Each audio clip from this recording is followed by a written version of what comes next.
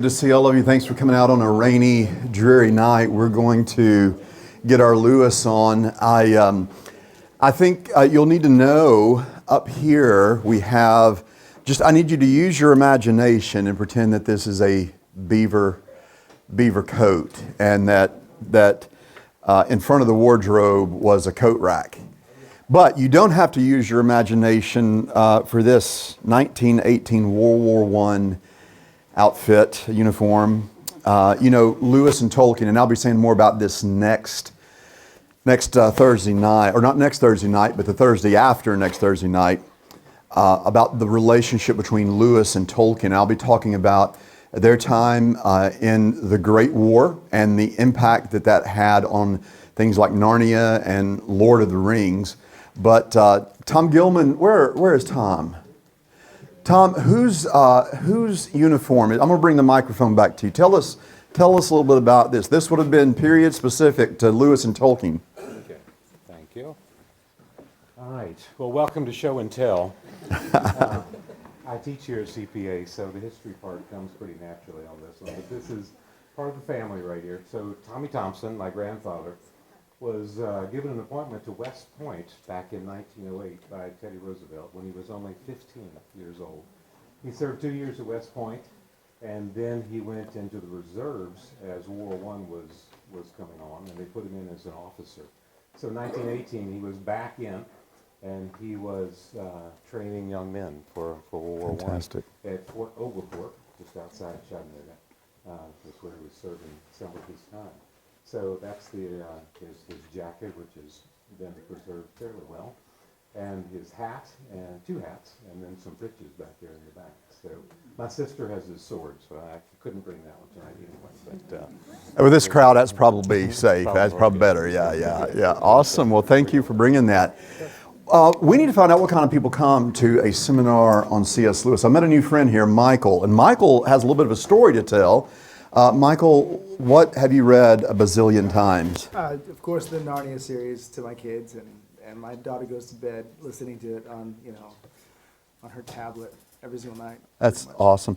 I hear a little rumor that you've been to Oxford and been to C.S. Lewis's house. I have, yeah. I've got a chance to tour his attic, and Yeah. I tried to take his pipe, but they wouldn't let me. Yeah, they get touchy about they get touchy about that kind of thing. Yeah.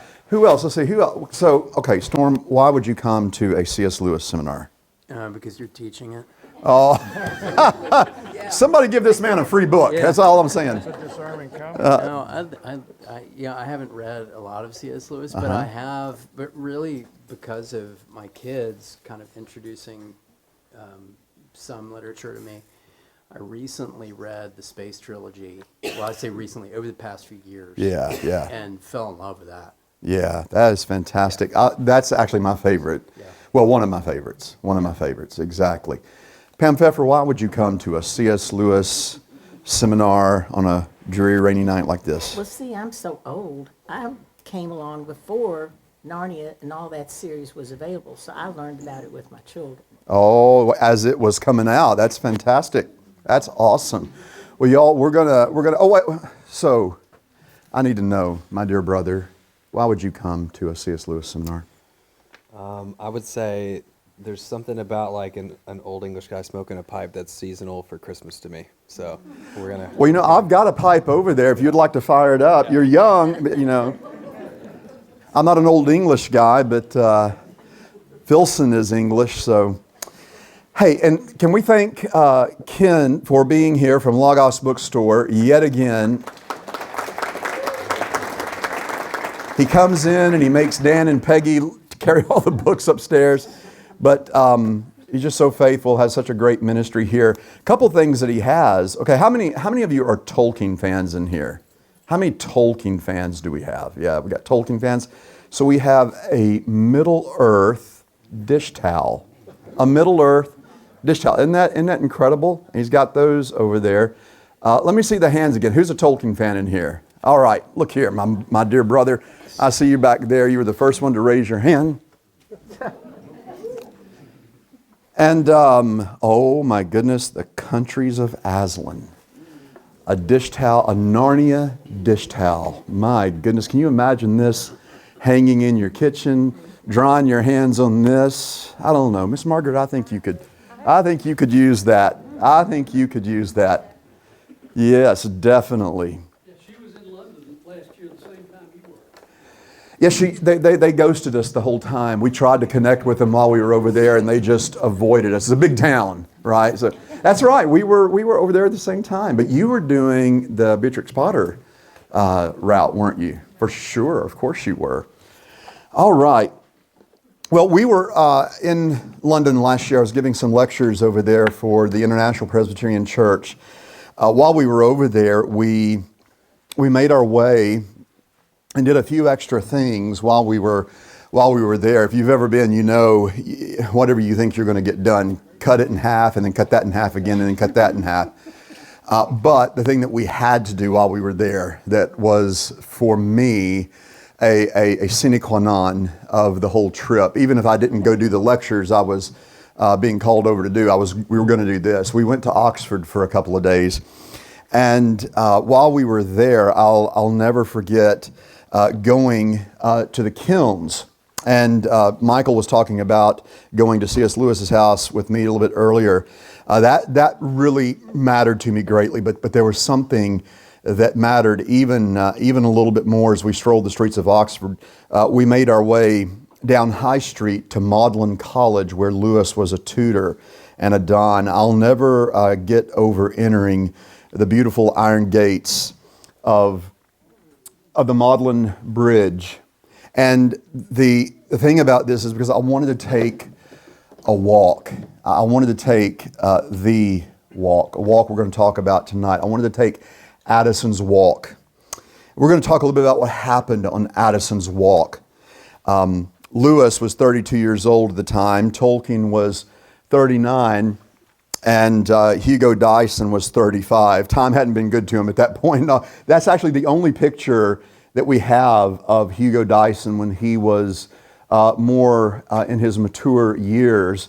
But he was a younger man. He was 35 the night that they got together. And they took the mile-long path encircling a little island in the middle of the River Cherwell, a tributary of the Thames. And Addison's Walk changed everything for C.S. Lewis. The evening of September 19th, 1931. And I just had to walk in their steps. Even as I'm sharing this with you, I have little sprigs of red clover that I snatched. So I can find an example. I have little sprigs of red clover in this journal that I took with me that I snatched from along the path. Have several little sprigs of red clover. I even have with me some pebbles that were along the way. And I'm actually convinced, as I've studied these pebbles here, that Lewis and Tolkien actually trod upon these very pebbles. That's my story, and I'm sticking to it. But these Oxford professors, Dyson, Tolkien, and Lewis, had been drawn to one another. Lewis talks about that idea of friendship when you see someone and you say, you too? You just have that connection. And if you think about what we discussed last week, Lewis as a young man with all of the pain and all of the loss that he endured, talking about his mom being sick and the sinister conversations and the smells and the sounds at midnight, all of the loss that he endured, his own father becoming ill, and him having to deal with what he considered to be his greatest sin of his life, the way he treated his father when he was a young, post-teen young man. The loss that Lewis experienced and that sense of longing, Sehnsucht. Do you remember that word last week, Sehnsucht? That sort of ineffable sense of longing and desire, the experience of which itself, not even the object of desire, but just the experience of desire reminds you that you're alive, that you were made for more. And this becomes a theme throughout Lewis's writings. If you've read any of his prose, you read poetry, you've read Narnia, you sense this idea that we were made for more. It's writ large in the Ransom series or the Space Trilogy, as some of you may know it. But all of that loss in his life, this desire for belonging, this desire for the other, they found that in one another, and they were drawn together because of their love, not only for English stouts, but words. The lyrics of the music, of the good, the true, and the lovely. They loved, for instance, Edmund Spenser. He lived from 1552 or 53 to somewhere around 1599, and he wrote The Faerie Queene, this epic poetry that just enthralled them. And they were indebted to the unknown author of the 14th century's Sir Gawain and the Green Knight. Have any of you read that? I'm curious, anybody familiar with that? Those were the things that charged their batteries and drew them together. They loved good beer, delicious food, and their pipes. In fact, in their discussion that evening of poetry and Christianity over dinner in Lewis's room at Magdalen, he had a couple of what are called sitting rooms, and the way that instruction would happen at Oxford is less like a lecture hall and more like students coming and gathering around their Don, and they would talk about things they were reading. They would talk about things that the Don was lecturing. And so they gather at Magdalen for beer and pipes and dinner. They also loved stories. They loved myths, tales that ushered readers into worlds new yet vaguely familiar. Tolkien was a philologist. Does anybody know what a philologist is? Philologist. What is Jeff? What is a philologist? One who studies languages. One who studies languages, etymology, the trajectory of words, the origins of words, the interrelationship of the development of words, the symbiosis that exists among words. He was a philologist and the Rawlinson and Bosworth Professor of Anglo-Saxon at Pembroke College in Oxford. His passion for Old Norse mythology and verse would eventually fuel his creation as an etymologist, as a philologist, of entire languages, which tongues would require a world for their expression. Middle Earth was in its embryonic form even this night in September when they were gathering for pipes and stouts. That's one of the things that you may not realize about Lord of the Rings. Its elaborate world building was a means to an end. All of that character development that we've come to know and love with Tolkien really was a means to an end, and that was to give a sort of biodome, as it were, for the languages that he developed. He had entire syntax and grammar and alphabets. He had created these languages. Dyson was a professor of English at Reading College and a Shakespeare scholar. Any of you Shakespeare fans in here? He was a Shakespeare scholar. Lewis would go on to become perhaps the most beloved children's author and apologist. By the evening of their stroll, he was a professor of English literature at Magdalen College, Oxford, and had theretofore fancied becoming a poet. That's my little girl there at Magdalen College. And in fact, C.S. Lewis's room where she's standing would have been kind of over here to the left. It's just out of the frame. Their September saunter was a meandering on metaphor and myth. Now, as a little bit of backstory to Addison's walk, Lewis' atheism was softening. You remember we discussed last week how he descended into atheism. Couldn't make sense of loss and pain. And really the relative humidity all around him was one of naturalistic Darwinian materialism. And all that exists is just matter in motion. Of course, if I'm a materialist, how do I even account for motion? Because motion isn't what? Material. Motion isn't matter.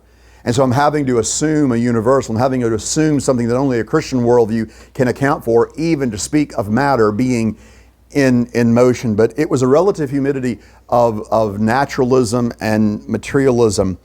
And so as a bit of a backstory, he'd been running from God all these years. And we discussed last week how his time with various tutors where he'd been sent to boarding school, they just sort of beat the childhood belief in Christ and Christianity out of him.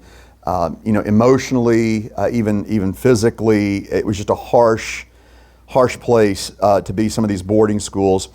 And so he had long ago forsaken any of that childhood belief in Christ. He had moved on beyond that. After all, he was a philosopher and an English scholar with aspirations, again, of becoming a poet. Yet his father's illness that we discussed last week was getting to him at levels deeper than he was prepared to stave off.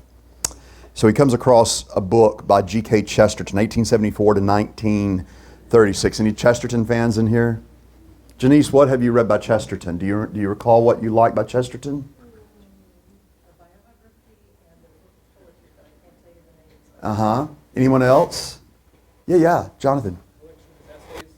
Okay. The Father Brown series. Yeah, Diane, you've read some of that. So Chesterton was a character. I mean, you can just look at this painting of Chesterton. It really captures him well. Lewis came across Chesterton's The Everlasting Man. It's over there on the windowsill, 1925. And that was actually, does anyone know The Everlasting Man? It was meant to be a rebuttal of a particular work. Does anyone know who he was refuting in this work?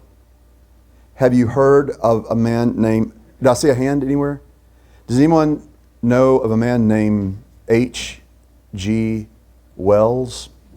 1866 to 1946. 1920s, The Outline of History was a Darwinian materialist naturalist view of history.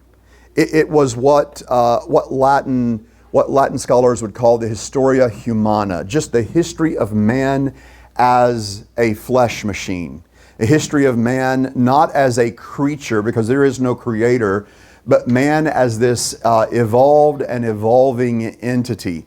And it's a look, the outlines of history by H.G. Wells, who was an atheist to the bone, was a secular Darwinian approach to man. It was a secular naturalistic anthropology and history as this evolving entity, and the emergence, Wells said, of Christianity as one among many superstitious attempts to make sense of the world and the fears that arise, really is a classic in the genre. Chesterton, on the other hand, in The Everlasting Man, argues that if man is just another animal, he doesn't say it this way, but if all we are just accidental, random bags of biology. Of course, if we're bags of biology, you're assuming logos and order, which a naturalistic worldview can't account for logos. Only the logos can account for logos, John 1:1.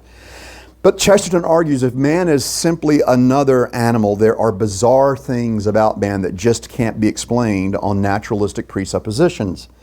He says that Jesus Christ, if he's just one of many charismatic leaders, he makes for a very bizarre leader, and Christianity, just another religious myth, is itself equally bizarre. And he says simply rewriting history per evolutionary theory can't account for its impact. He says, listen to this, I do not believe that the past is most truly pictured as a thing in which humanity merely fades away into nature, or civilization merely fades away into barbarism, or religion fades away into mythology, or our own religion fades away into the religions of the world. In short, Chesterton says, I do not believe that the best way to produce an outline of history is to rub out the lines. You hear what he's saying there? He's actually pressing in what I would call a presuppositional manner, the assumptions of Wells into their reductio ad absurdum, or a reduction to absurdity. If you do away with time, because what is time? I mean, if I'm a naturalist and all that exists is matter, all that exists is stuff, well, what is time? Have you ever held time in your hand? Right? Time is a universal that assumes order, that assumes guidance. It's something only the Christian worldview can account for. And so he's not letting Wells get away with simply redefining terms and rubbing out the lines of history in order to fit his naturalistic evolutionary presuppositions into place. Lewis would later write in Surprised by Joy that Chesterton's book caused him to see, quote, the whole Christian outline of history set out in a form that seemed to me to make sense. Now, Lewis is writing this after his conversion. He's writing it after his conversion. But it happened right before his conversion to Christ. It was one of the things the Lord used to soften up the moorings of his atheism. He later claims in a letter to Rhonda Bodle that, quote, the best popular defense of the full Christian position I know is G.K. Chesterton's The Everlasting Man. That's in the Collected Letters, Volume 3, page 72. If you want to get yourself a Christmas present this year or a Christmas gift for that someone special, the 3-volume letters of C.S. Lewis would make a great, they're back here, and make a great choice. Interestingly, the first 2 volumes are available. Like Ken could order the first 2 volumes for you. For whatever reason, the 3rd volume is out of print and has been out of print for many years, but you can get it used for somewhere between $600 to $800. So you might want to make a note of that. But I have a copy here if you want to come reference it and read through it. But he says that in Surprised by Joy, reflecting now as a believer on encountering Chesterton's book. And there are several, a little selection of some Chesterton biographies back there and different things that could pique your interest. It was Gordon MacDonald, who lived from 1824 to 1905, of whom Lewis said, it was he who baptized my imagination. He later says in Surprised by Joy, he baptized my imagination. Well, if that's the case, it certainly was Chesterton who baptized his intellect. He says in Surprised by Joy, in reading Chesterton, as in reading MacDonald, I did not know what I was letting myself in for.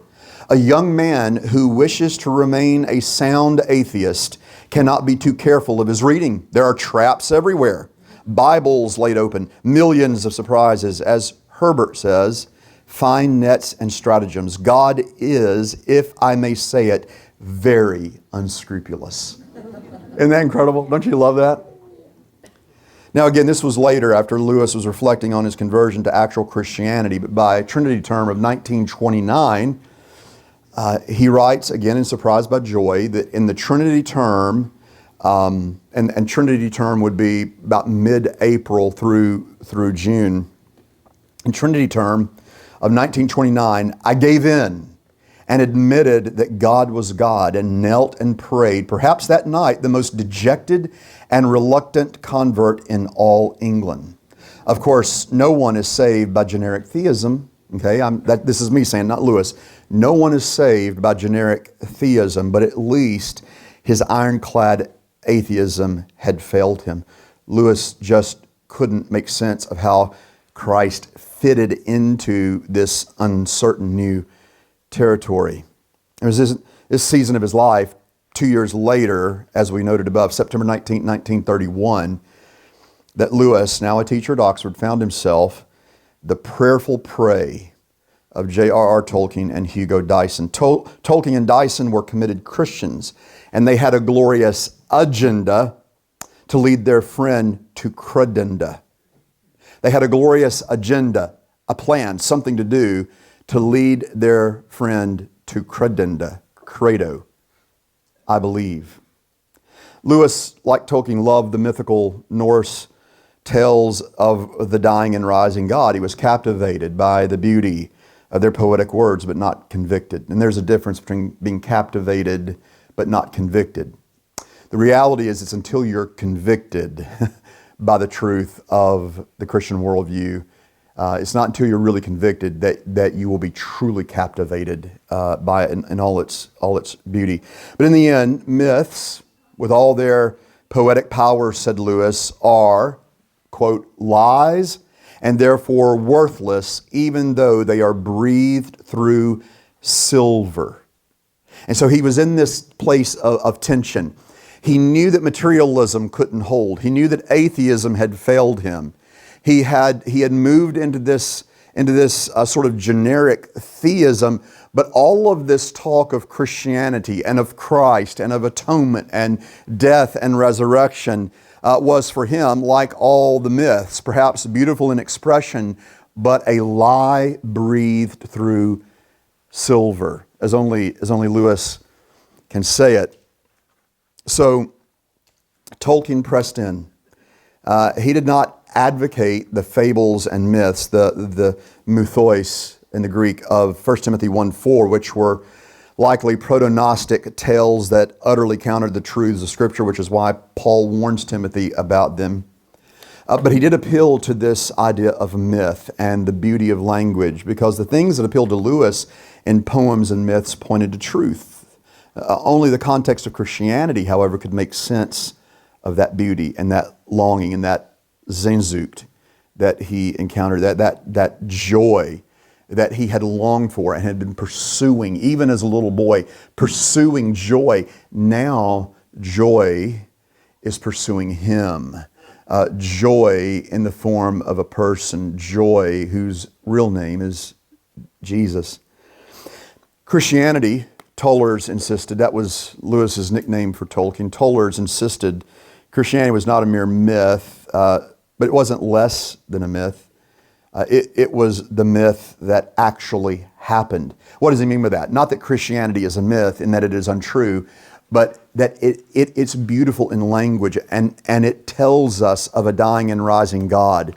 There is elegance in the syntax of the Christian story, but the difference between this and all of the Norse legends and tales is this is the myth that actually happened in space-time history. So again, he wasn't reducing Tolkien Christianity to a level of the ancient myths, but was suggesting that the gospel story works on us the way stories do. That the gospel story works on us the way that myths and stories do. Yet this story with its dying and rising God, Tolkien insisted, is more than beautiful words. It accounts for the beauty of words. More than iambic pentameter, it is inescapably proven. More than meter, it is the meaning of everything. More than a sonnet, it is salvation. More than verse, it is verity. Indeed, outside the context of Christianity, these myths are aimless and untethered to truth. So taking leave of the footpath, they've been walking around Magdalen College all this time. They've been walking around that little island in the middle of River Cherwell. It's about a mile-long trek. If you start at the Iron Gate and you walk around, you will have walked a mile. And so they just walk around and around. They're smoking their pipes. Dyson and Tolkien are working on him. They are answering his questions. They are responding to his objections about Christianity. And they're pressing in and saying, the Christian story works on us the way that stories do. Stories work on you, Lewis. Stories work on you, Jack. This story is going to work on you and work on him. Indeed, it did, as we're gonna find out. So, taking leave of the footpath around 3 a.m., Tolkien left Dyson and Lewis to continue for another round on Addison's Walk until about 4 a.m. He went home, Tolkien, and began writing a poem in honor of his objection to Lewis's charge of silvery ruse. That, remember, this Christianity, yes, I'm a generic theist, but this Christianity business is just a lie breathed through silver, like every story, every myth. It's beautiful, but it isn't true, Tolkien. And so Tolkien goes straight home at 3 a.m. and begins penning a poem for Lewis that would later become known as Mythopoeia. And you'll see over here, this is the collected poems of J.R.R. Tolkien. Here, last year, I received that as a Christmas gift from a very, very gracious gentleman, someone who has exquisite taste in giving gifts, someone who's extremely generous. I bought it and put it under the tree for myself.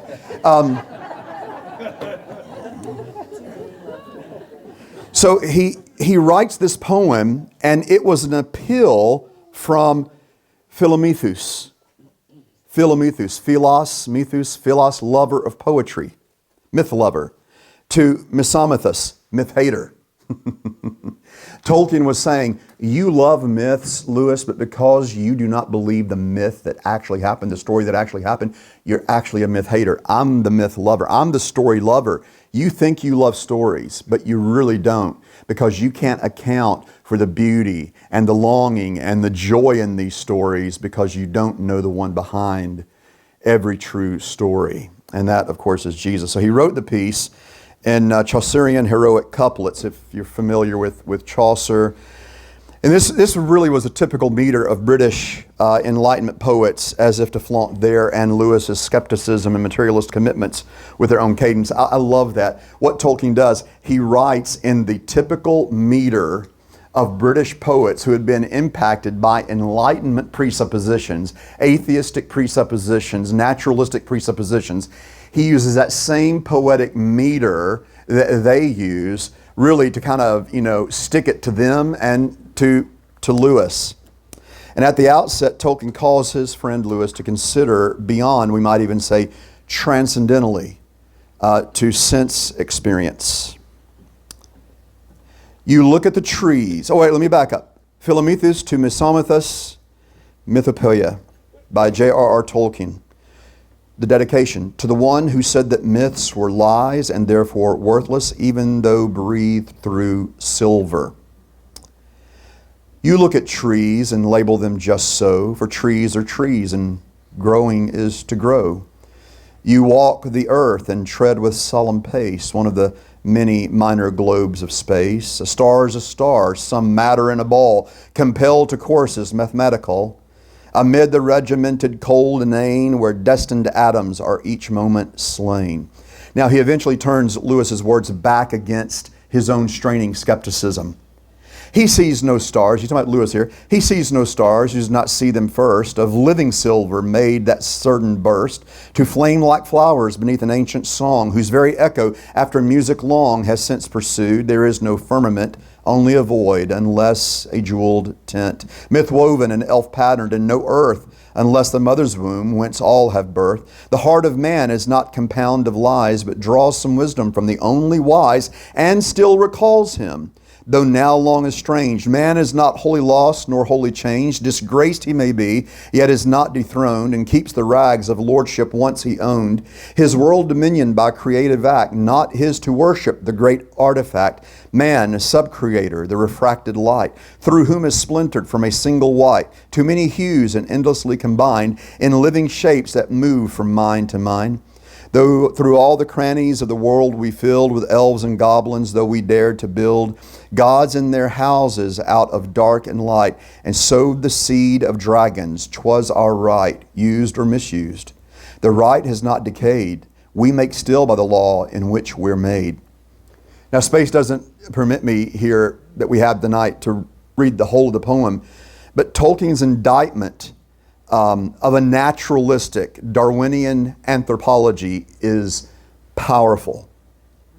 I will not walk with your progressive apes, erect and sapient, before them gapes the dark abyss to which their progress tends, if by God's mercy progress ever ends, and does not ceaselessly revolve the same unfruitful course with changing of a name. I will not treat your dusty path and flat, denoting this and that by this and that. Your world immutable, wherein no part the little maker has with maker's art, I bow not yet before the iron crown, nor cast my small golden scepter down.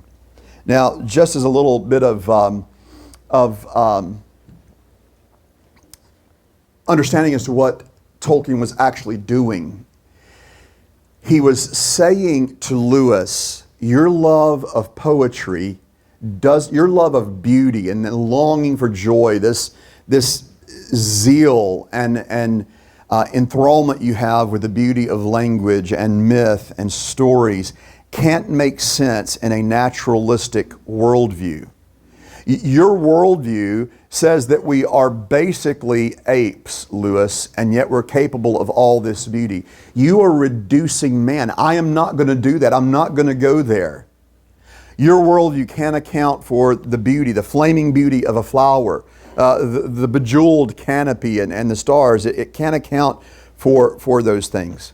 Now, To be sure, Tolkien's anthropological assumptions stand in need of some correction by a reformed confessional tradition. What do I mean by that? Well, because J.R.R. Tolkien was Roman Catholic, he was Thomistic in his understanding of man. And so he'll say things like man is fallen but not totally fallen.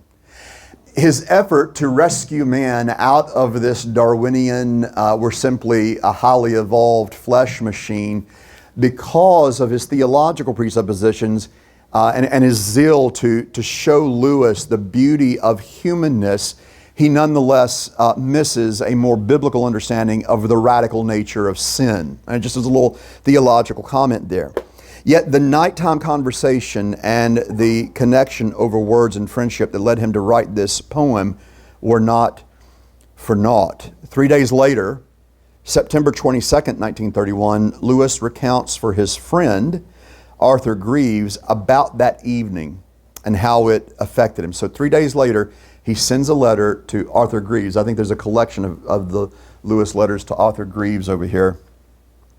Lewis writes to Arthur, "We began on metaphor and myth that evening, interrupted by a rush of wind which came so suddenly on the still warm evening and sent so many leaves pattering down that we thought it was raining. We all held our breath, the other two appreciating the ecstasy of such a thing almost as you would.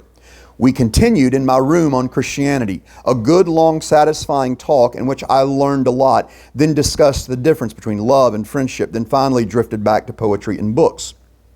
Now, the real impact of that evening and that walk, Addison's walk, is made clearer in a follow-up letter to Arthur Greeves a few weeks later, dated October 1st, 1931. He writes, and I quote, "How deep I am just now beginning to see, for I've just passed on from believing in God to definitely believing in Christ, in Christianity. I will try to explain this another time. My long night talk with Dyson and Tolkien had a good deal to do with it." We might surmise Lewis spent the rest of his life trying to explain it. Every book on this table over here was his effort for the rest of his life to explain what happened to him in that conversation around Addison's walk. Now, one brief explanation is that September 19th, 1931 evening stroll planted seeds that would bear its fruit just days later. Because on September 28th, 1931, as Jack and Warnie, remember Warnie, his brother, they decided to go to the Whipsnade Zoo that had just opened up that summer. The zoo is still there to this day. You can go there now. They decided to go to the zoo. Jack rode in the sidecar of Warnie's motorcycle. You remember those old motorcycles that had the sidecar? Imagine the scene, right? They probably had scarves on and goggles. Warnie was driving the motorcycle. Lewis was tucked into the little sidecar there of the motorcycle. Lewis says, in Surprised by Joy, of that trip to the zoo, "When we set out, I did not believe that Jesus Christ is the Son of God. And when we reached the zoo, I did." Now, you might be thinking to yourself, okay, wait a second, Lewis. You give us imaginative worlds. You give us irrefutable apologetic.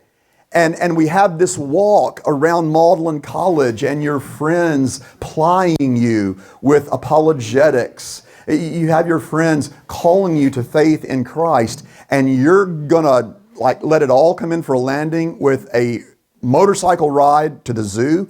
You left the house and you didn't believe that Christ was the Son of God. You got to the zoo and you did. But what's been going on in all of this? You know, as Spurgeon would say, the hound of heaven was after him. His atheism was starting to decay all around him.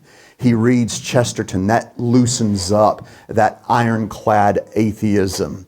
He starts to believe in a generic theism, and generic theism doesn't save anyone. He doesn't believe in Christ yet.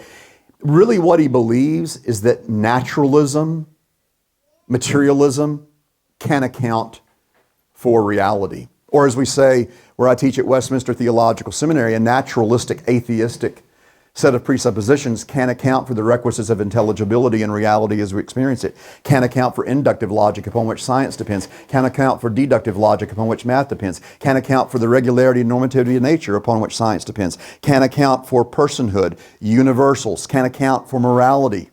It can account for the requisites of intelligibility and reality as we experience it. It's something that we teach our kids here at the Academy. You could ask the students in our apologetics classes, can an atheistic naturalist worldview, an evolutionary, materialist, naturalistic worldview account for logic?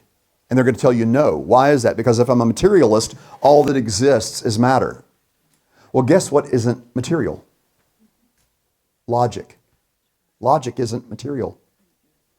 I have to borrow a Christian worldview presupposition. If I'm an atheist, if I'm a materialist, I have to borrow the concept of logic from the only worldview that can account for logic, because my worldview is an atheist. All that exists is matter. There is no logic. There is no morality. There's only might makes right, and the strong eat the weak. But I digress. He rides in this sidecar of Warnie's motorcycle, and he becomes a Christian from the time he leaves the house, by the time he gets to the zoo. It's incredible, isn't it? Well, just as that September 19th, 1931 evening sparked poetry from the fire of Tolkien's passion for his friend's conversion, it would several years later, somewhere around 1937 or 38, cause the held breath of Lewis that he talked about when those leaves fell, would cause the held breath of Lewis to release in a poem that is engraved on a brass plaque along Addison's Walk. I heard in Addison's Walk a bird sing clear. This year the summer will come true. This year. Winds will not strip the blossom from the apple trees this year, nor want of rain destroy the peas. This year's time, nature will no more defeat you, nor all the promised moments in their passing cheat you. This time they will not lead you round and back to autumn when you're older by the well-worn track. This year, as all these flowers foretell, we shall escape the circle and undo the spell. Often deceived, yet open once again your heart. Quick, quick, quick, quick, the gates are drawn apart. What is Lewis doing there? Essentially the same thing that Tolkien was doing in his poem. Lewis is saying, time is not this meaningless slog.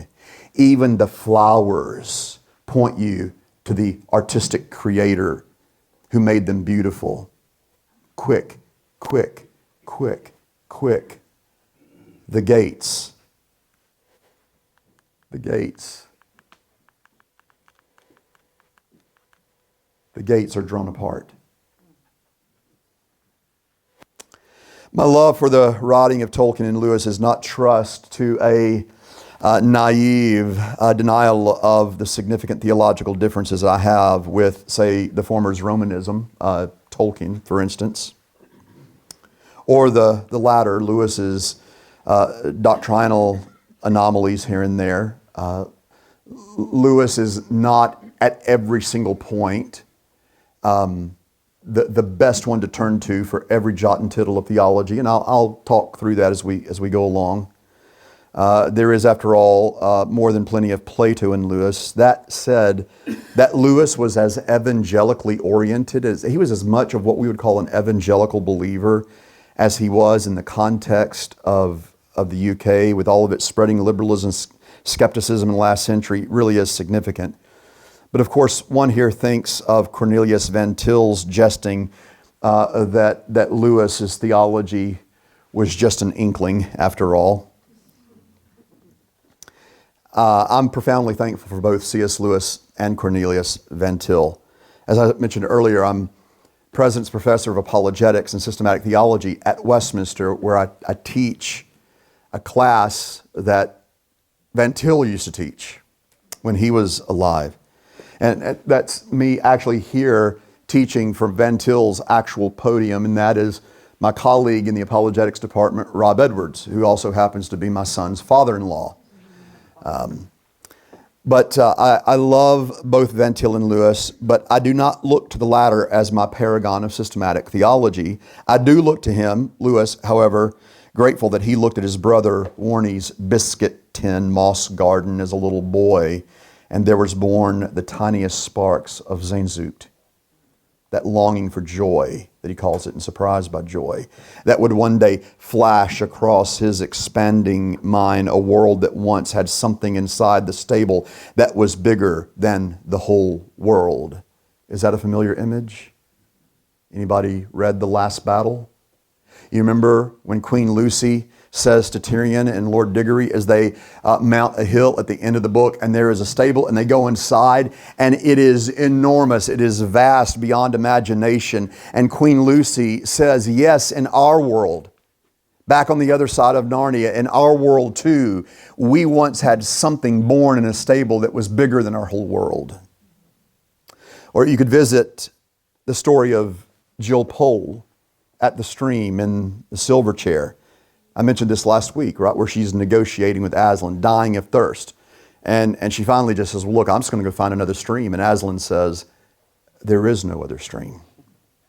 And you may wonder if Lewis was slipping into something close to a doctrine of irresistible grace when Jill Pole finds herself, even though she's resisting Aslan, she's just drawn and doesn't even realize she's being drawn. Right? Her thirst is taking over, and she's rejecting Aslan, and she's rejecting the gospel offer of that stream, of that cool, refreshing water, and yet she's being drawn, and before she knows it, she's drinking, and she realizes when she stands up, I am right between his two giant forepaws.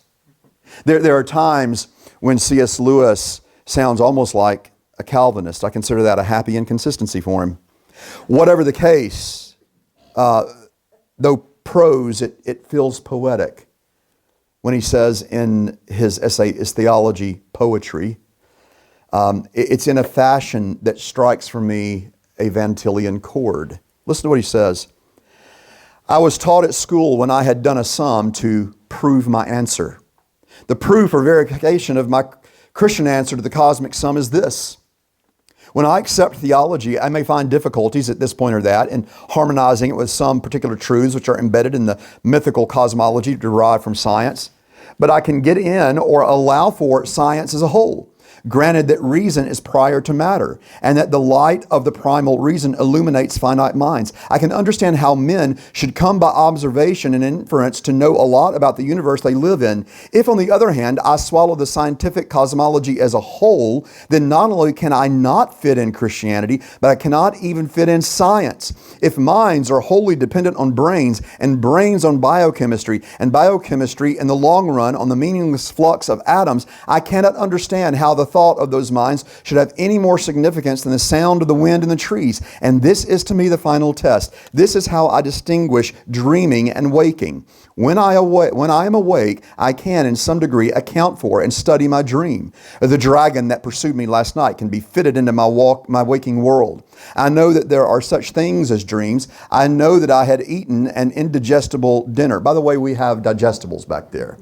Again, those British savories called digestives or digestible? Digestives, yeah.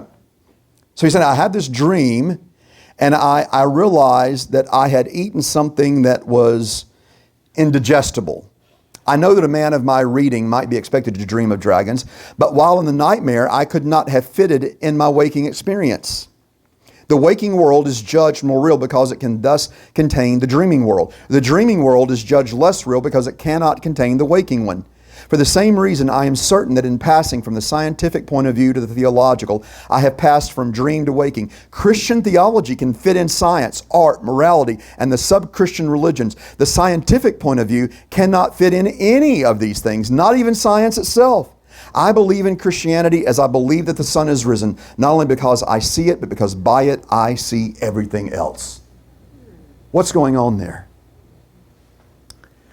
Christianity can account for science because Christianity alone can account for inductive logic. How do we account for inductive logic? Because logic is personal. By that I don't mean it's subjective. You have your logic, I have my logic, right? What do I mean when I say that logic is personal? Well, let's say that I were to say, here are two action figures. All right, here are two action figures. One action figure plus another action figure equals how many action figures? Two.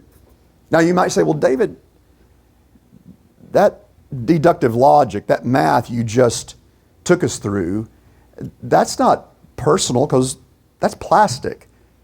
Those action figures aren't persons. You're right.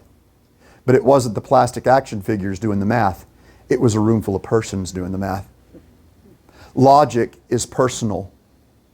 A materialistic worldview cannot account for personhood, nor can it account for deductive logic, math. Christianity gives us a personal universe because of the Logos, John 1, Colossians 1, Hebrews 1, spoke everything to existence. This universe we live in is a personal universe. It is suffused with personhood. That is not pantheism. It is the creator-creature distinction, as Van Til would call it. But it is the counter to what Richard Dawkins, the famous atheist who wrote The God Delusion back in the early 2000s, when he says we live in a universe of blind, pitiless indifference that only has the appearance of order. We live in an impersonal, accidental universe that only has the appearance of order. We live in a blind, pitiless universe that only has the appearance of order. And yet, when he was writing books and flying back and forth across the Atlantic to do book tours here in the States, don't you think that the airplane he got on, he was counting on the laws of physics that the engineers employed to design that airplane? Or he wouldn't have got on it to begin with. How can he say that's only the appearance of order? Because if it's only the appearance of order, would he rather get on a plane that Boeing or Airbus put together with their trained engineers, or something that just some dude put together in his garage and said, fly this across the Atlantic? Of course, my point is, and his point, is that the atheist can't live out the atheistic worldview.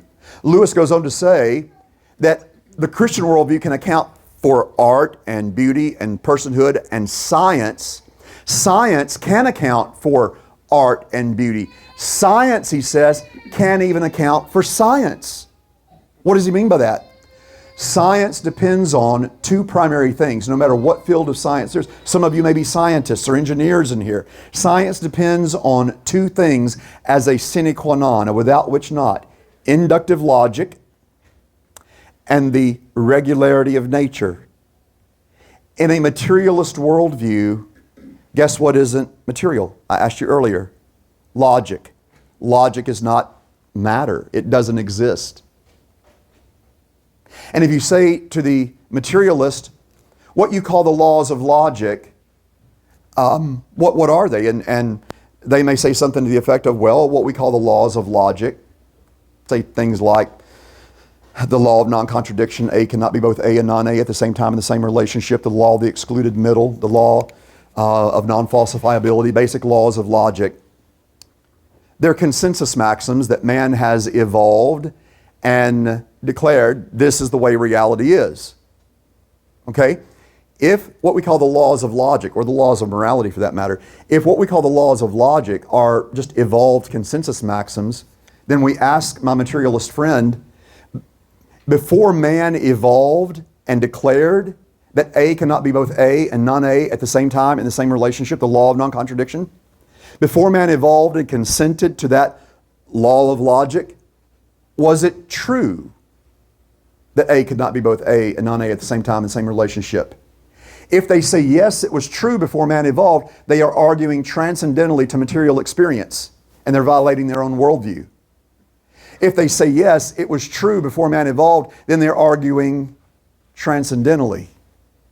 If they say no, it wasn't true before man evolved, that A could not be both A and non-A at the same time in the same relationship, then they have just said what we call a law or a norm of logic is simply a subjective assertion. You follow me? And so Science can't account for inductive logic.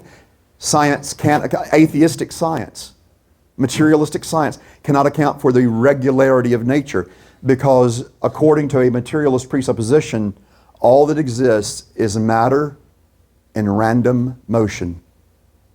Well, guess what science does not depend on? Absolute randomness. That's what Lewis is saying. Christianity can account for science. Science can't even account for science. Naturalistic, atheistic science cannot even account for science. But as a Christian, I can. Because in the person of the Logos, we can account for logic and we can account for His providential control over the regularity of nature. Well, there's a lot more that could be said.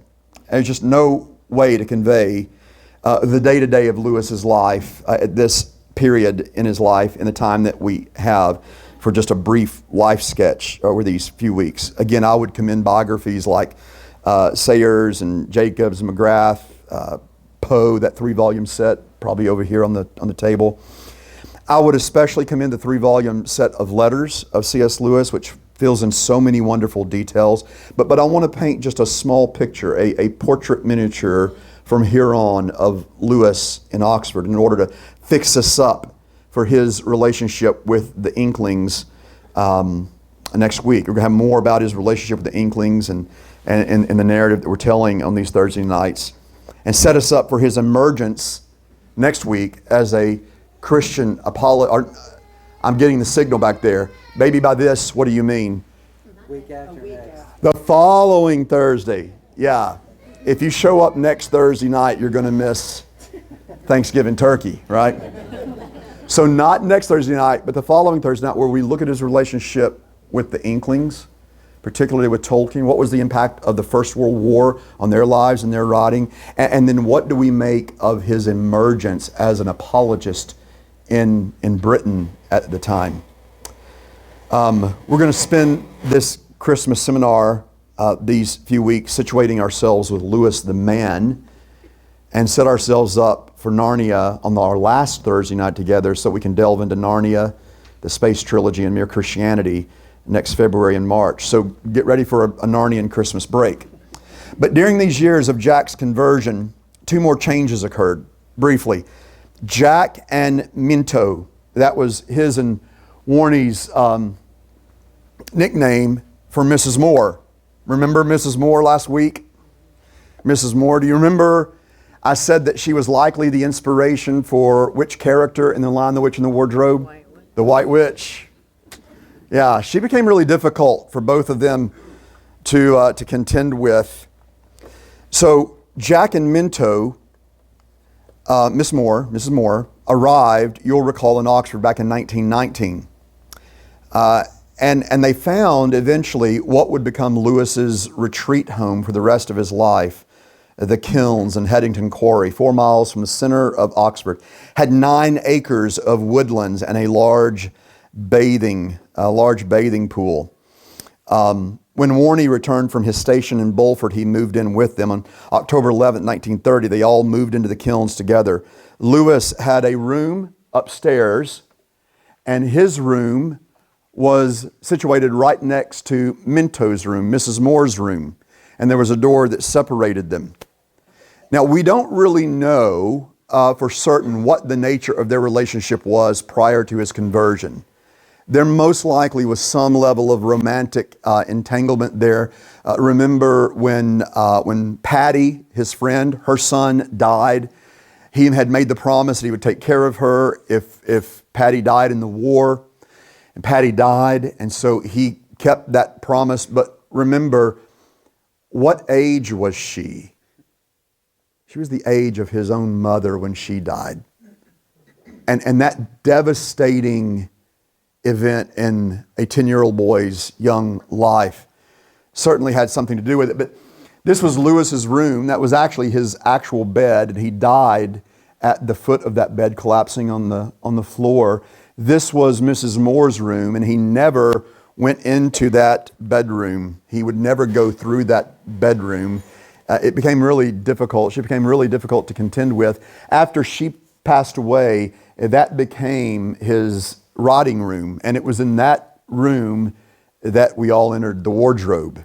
as it were. But this is the door of his bedroom, and so that he didn't have to go through Mrs. Moore's room, he would leave for Oxford, about 4 miles away, coming down this set of stairs right there to make his way out. It's beautiful, the kilns. It really is. And talk about beautiful. Talk about beautiful. Look at that green C.S. Lewis t-shirt. No, I'm not. I'm kidding. What? Who said that? Talk about beautiful. Look at my ladies there. Ladies there. This is really a beautiful thing. During this season, Warnie wrote in his diary, I started to say my prayers again after having discontinued doing so for more years than I care to remember. It's striking to note how Jack and Warnie and a lot of Christians, true Christians of this period, associated true belief in Christ with consistency in saying one's prayers. Warnie goes on, this was no sudden impulse, but the result of a conviction of the truth of Christianity, which has been growing on me for a considerable time, a conviction for which I admit I should be hard put to find a logical proof, but which rests on the inherent improbability of the whole of existence being fortuitous, and the inability of the materialist to provide any convincing explanation of the origin of life. That's from Warnie's diary.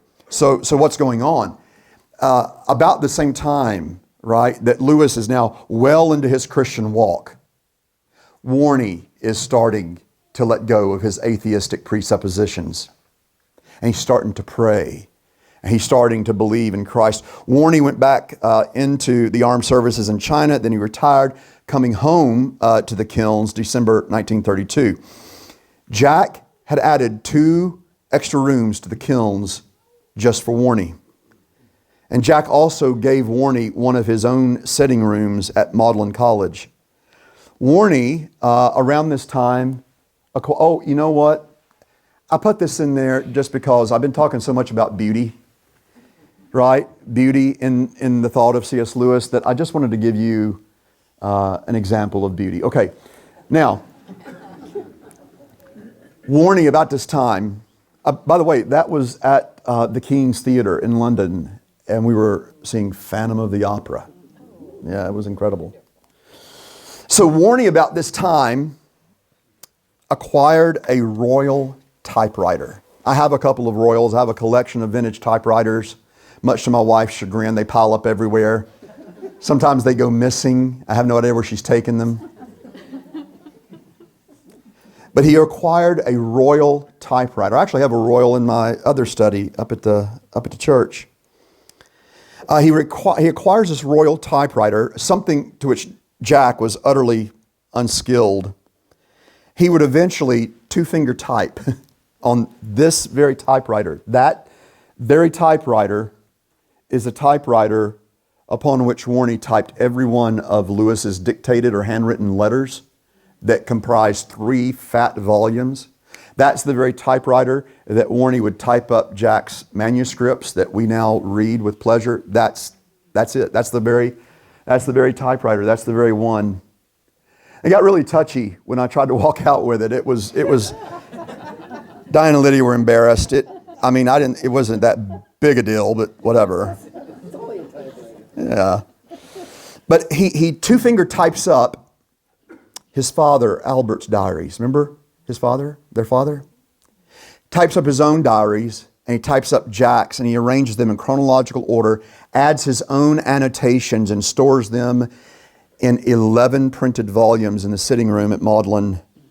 Due to a lack of storage space, Warnie would burn all of the original handwritten diaries of his father and Lewis and his own.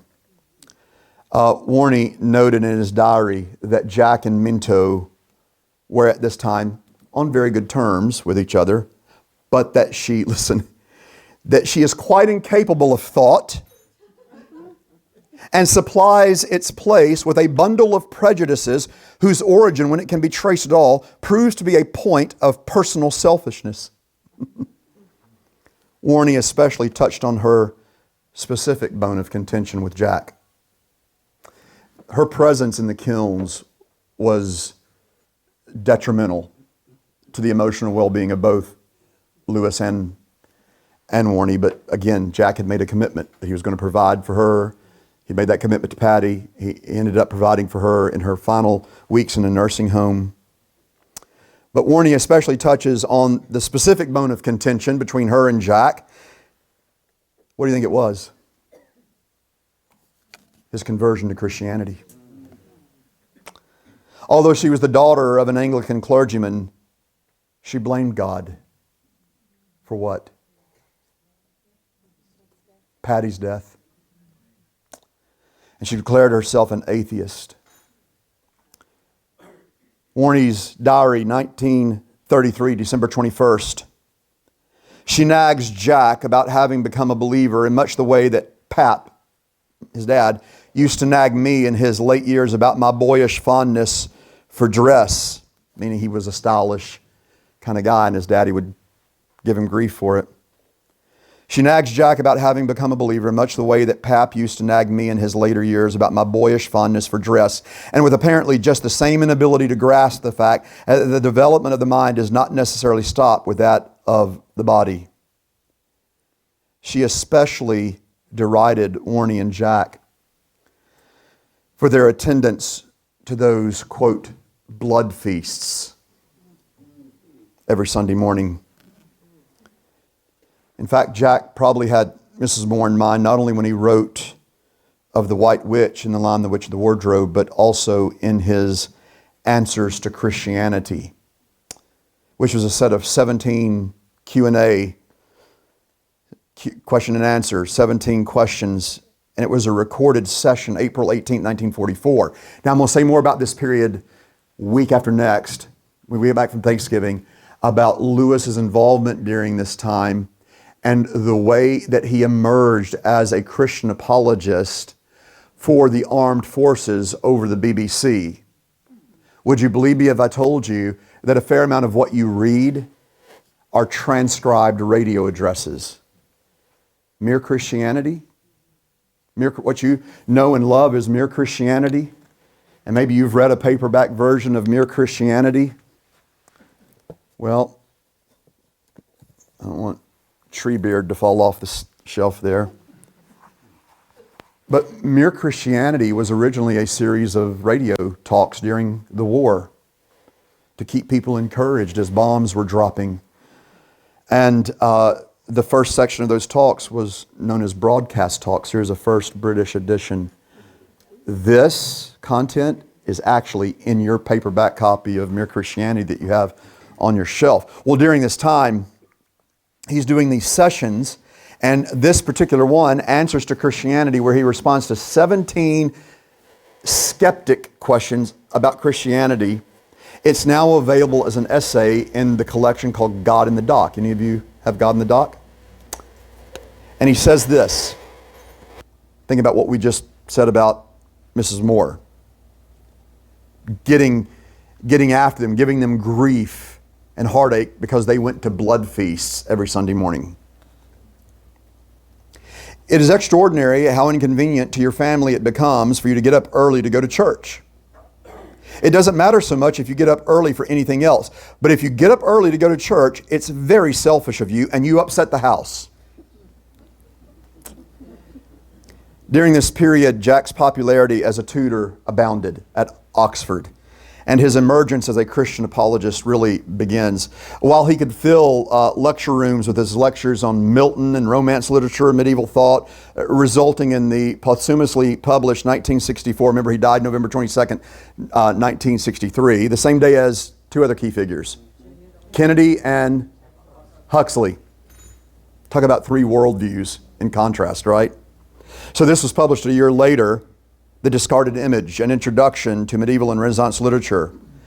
1936 is The Allegory of Love, a study in medieval tradition, and a preface to Paradise Lost, and English literature in the 16th century.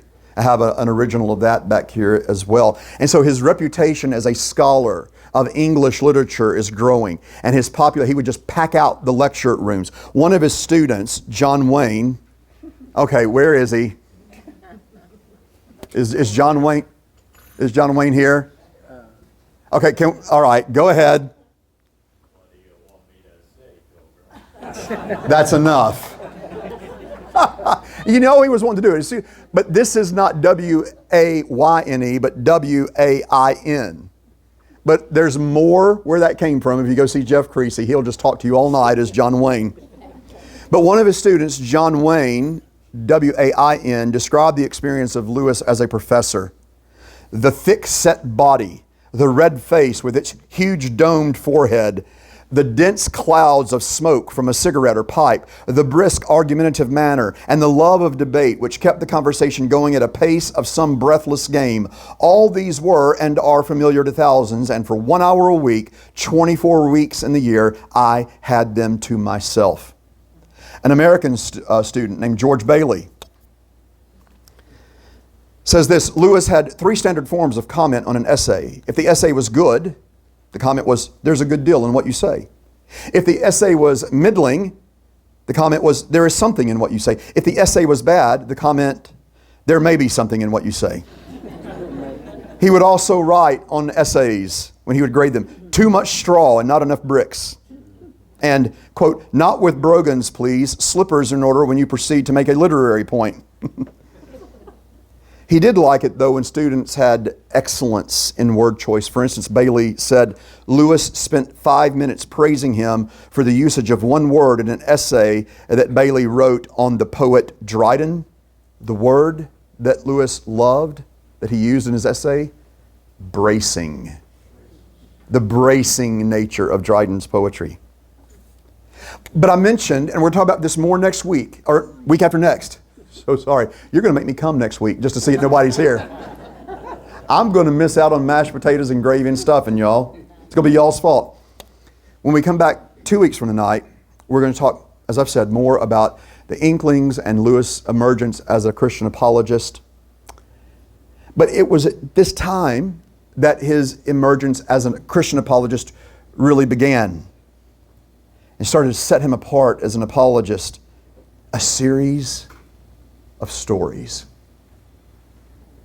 A series of stories that captivate the imagination. A series of stories about magical new worlds. A series of stories with strange and enchanting creatures. Stories where we've come to love and know the Christian worldview. You were thinking Narnia, weren't you? Believe it or not, it was the Ransom series that was Lewis's first foray into writing stories to convey a Christian apologetic. It wasn't Narnia. It was the space trilogy, Out of the Silent Planet, Perelandra, which he considers to be one of his, from a literary perspective, finest accomplishments, and that hideous strength. Ken, do you have the space trilogy over here? I have them in my store and I forgot them. Man, what a miss. Because my man Gavin is back there. Gavin, can you wave to us? You don't have a single copy of Out of the Silent Planet? I have 2 copies in my store. Tell you what, Gavin, 2 weeks from tonight, you come back, my friend, and a copy of Out of the Silent Planet is yours. How's that? Because I was talking with Gavin earlier, and he had read Mere Christianity, and you've read Narnia, but you haven't read the space trilogy. Out of the Silent Planet, 1938, 1943's Perelandra, and 1945's That Hideous Strength, in which he found, quote, any amount of theology that can be smuggled into people's minds under the cover of romance without their knowing it, that's what I'm doing. These stories, the space trilogy, the Ransom series, the Ransom trilogy, sometimes Lewisians get really snobbish about these things. And if you call it the space trilogy, they'll get very snooty with you. The Ransom trilogy, all right? It's the Ransom trilogy. These stories were set to turn on its head the atheistic, materialistic presuppositions of H.G. Wells' War of the Worlds. Justice Chesterton had gone after Wells in his Outlines of History, Lewis is repaying the favor that Chesterton did for him by going after War of the Worlds with this series here. More to say next semester, next February, March. We're going to take a couple of weeks and overview the Space Trilogy or the Ransom Trilogy. But this is among my favorite, may be my favorite. Actually, my favorite is A Grief Observed and Silverchair and The Weight of Glory. But this, and here's the thing, I will go ahead and give you this little tidbit as we're drawing to a close, because I want to respect your time. I will point out that the current trend in culture, I teach a course at seminary called Ministry in a Postmodern Context, and I'm going to change the title of it because we are no longer living in a postmodern context. If you think about postmodernism, really beginning, say, in the 30s, 40s, and the French intellectuals such as Jean-Paul Sartre, Simone de Beauvoir, or Albert Camus, or Michel Foucault, or Jean-François Lyotard. If you think about postmodernism, we have moved out of a postmodern cultural milieu, and we are now really for the last 15 or so years in a movement known as metamodernism. Metamodernism acknowledges that the postmodernists had it right. The postmodernists rightly knew that the modernist project was wrong when the modernist project suggested that there is truth. It's not Christianity, the modernists would say, but there is truth. It's materialism. The postmodernists come along and say there is no such thing as truth. Again, Jean-François Lyotard in 76 or 77 wrote a book, La Condition Postmoderne Report la Savoir. The French title translates The Postmodern Condition, a Report on Knowledge. It was originally titled La Condition Postmoderne Report aux Enfants, which is postmodernism for infants, or like gardening for dummies. Postmodernism for infants. Postmodernism simply explained, in other words. And the postmodernists said the modernists were wrong for suggesting that there is one truth. Lyotard said there are no macro narratives, no Le Grand Recite. There's only micro narratives. But what happens if I say there's no such thing as a macro narrative, there are only micro narratives? That becomes a new macro narrative. Why is that? Because truth is inescapable. If I say there's no such thing as truth, what have I just assumed? That it's true, that there's no such thing as truth. Why is truth inescapable? Because of what I said earlier, we live in a logocentric universe. Jesus, who's the Logos, John 1:1, is also John 14:6, the way, the truth, and the life.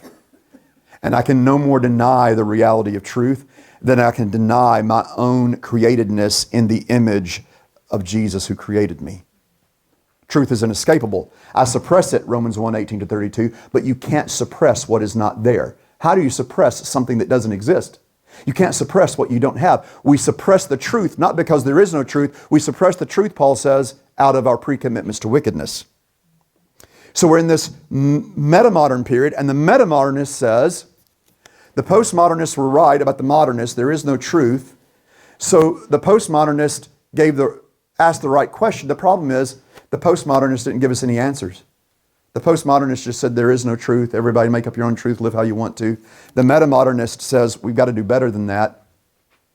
And what's awaiting us is transhumanism. We are existing now as human. And human is simply this final stage of evolution for this entity that we are. What's next is to get beyond human to transhumanism. And it will be led by technocrats, and our consciences will be uploaded into the cloud, and AI will become sentient. We must move beyond this evolved state that we call human. Well, it's really nothing new. Friedrich Nietzsche, 1844 to 1900, said, I teach you the Übermensch, the overman. We must get beyond this ape that we are. All we are still apes. Well, why do I say all this? Because this last volume, That Hideous Strength, Lewis prophesied all this. He prophesied metamodernism, postmodernism, and metamodernism, and transhumanism. It's astounding. And he's doing this to refute H.G. Wells, who was already, Thomas, we were talking about this, already talking this way. What did you tell me last night? I'm going to bring the microphone over. This is fascinating. H.G. Wells. The Time Machine. Yeah. We were talking about the Time Machine. Yeah. If anyone's read it recently, it's been a year or so, but our people group in that book, they get travel to the future, I don't know how many million years, but what we are has gone underground because what we've created to serve all of our like lusts and all of the things that we need has like taken over us essentially. Yeah. And so we go into hiding underground, and then all of these things just are now what lives and thrives on the earth. It's kind of, it's a weird book, but Yeah. And so the transhumanist says that we're going to outgrow humanness, we're going to out-evolve humanness, and the next stage of our evolution is going to be something other than human. Our descendants are not going to be human. They're going to be something other than that. Lewis, countering H.G. Wells, ends up prophesying not only postmodernism that was beginning when he wrote this, but he ends up, interestingly, speaking in the Space Trilogy, the Ransom Trilogy, about metamodernism and transhumanism, though he doesn't call it that, when he says in That Hideous Strength, are you ready for this? The last part of nature that man will overcome will be human nature. Then the battle will have been won. The only question is who won the battle? When man overcomes human nature, and human nature is no more, the battle's over. The question still remains then, who won? During these years, Jack and Warnie would go on walking tours together. They loved to walk and hike. In the little bio jacket, on the little bio on the dust jacket of the American First edition of Perelandra, Lewis wrote the following: "My happiest hours are spent with 3 or 4 old friends in old clothes, trampling together and putting up in small pubs, or else setting up till the small hours in someone's college rooms, talking nonsense, poetry, theology, metaphysics over beer, tea, and pipes." Tea and pipes and beer. And if you want to know the story of this pub, you're going to have to come back in 2 weeks and hear the story about a group of friends in another pub. Father, we thank you for the time you give us tonight. We thank you that this longing that we have, that Lewis discovered, that longing met and satisfied in his Lord. He found joy in Jesus. And I pray, Lord, as we take a break next week, that you would give us joy and gratitude for all the ways that you care for us. Lord, we are just so thankful that we are not left to the dark abyss of materialism, but the bright and shining future of the Messiah, in whose name we pray, even Jesus. Amen. All right, y'all. Thanks for being here yet again. It's so good to see all of you. So good to see all of you. Not next Thursday night, but the following Thursday night. We're going to have 3 more Thursday nights in December. And again, we're going to do the Inklings and Lewis's emergence as an apologist. We'll look at some of his writing, some of his thought. Then we're going to look at his emergence in America and ultimately the saddest loss of his life. And then the following week, we're going to get ourselves ready for Narnia so that over the Christmas break, you can reread The Lion, the Witch, and the Wardrobe. Just for a couple of weeks from tonight, if you say, I want to read some things that will prepare me for the remaining 3 Thursdays that we have, I would get the book, The Weight of Glory, and read the sermon, The Weight of Glory. And I would get the book for the following Thursday night then, A Grief Observed, and read that. And then to take with you over the Christmas break, to get ready to come back, get The Lion, the Witch, and the Wardrobe. Ken has all these over here. Enjoy your Thanksgiving break. Much love, and we'll see you in a couple of weeks.